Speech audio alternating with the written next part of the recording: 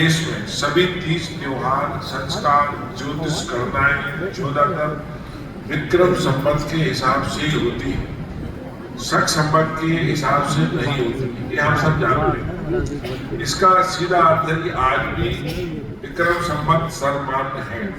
विक्रम संवत भारत के अनेक संवतों से सर्वाधिक जीवन शक्ति के रूप में उपस्थित रहा, आज भी प्रयोग में है। समूचे उत्तर भारत में तो यह जन्म से लेकर अंत तक प्रयुक्त होता है। यह संवत चंद्रमा पर आधारित है। विक्रम संवत को पहले कृत संवत के नाम से भी जाना जाता था।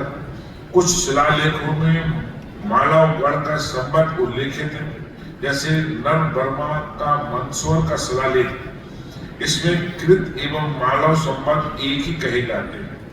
राजस्थान के बरनाला में मिले एक प्राचीन शिलालेख में विक्रम संवत का उल्लेख है। विक्रम संवत का एक महत्वपूर्ण उल्लेख गुजरात के काठियावाड़ के ओखा मंडल के पूर्व राजा जयदेव के शिलालेख में भी मिलता है।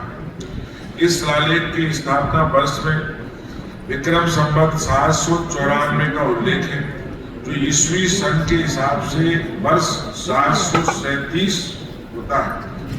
भारत के में मुस्लिम शासकों की सत्ता पर काबिज होने तक देश में मुख्य रूप से विक्रम और शक संवत ही प्रचलन में थे।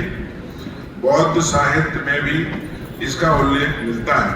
नेपाल के पूर्व राणा राजवंश ने 1901 में विक्रम संवत को ही नेपाल के अधिकृत हिंदू कैलेंडर के रूप में मान्य किया था। भारत को भी विक्रम संवत का राष्ट्रीय पंचांग के रूप में स्वीकार करने की दिशा में ठोस कदम और प्रयास करने हैं। विक्रम संवत का आरंभ गुजरात में कार्तिक शुक्ल प्रतिपदा से और उत्तर भारत में चैत्र शुक्ल प्रतिपदा से माना जाता है। मान्यता है कि वर्ष में 12 माह और 7 दिन एक सप्ताह मान्य करने का प्रारंभ विक्रम संवत से ही हुआ। महीने का हिसाब सूर्य चंद्रमा की गति पर आधारित है। यह 12 राशियों वह 12 राशियां ही 12 सौर मास हैं। जिस दिन सूर्य जिस राशि में प्रवेश करता है उसी दिन संक्रांति होती है। पूर्णिमा के दिन चंद्रमा जिस नक्षत्र में होता है उसी आधार पर महीनों का नामकरण हुआ।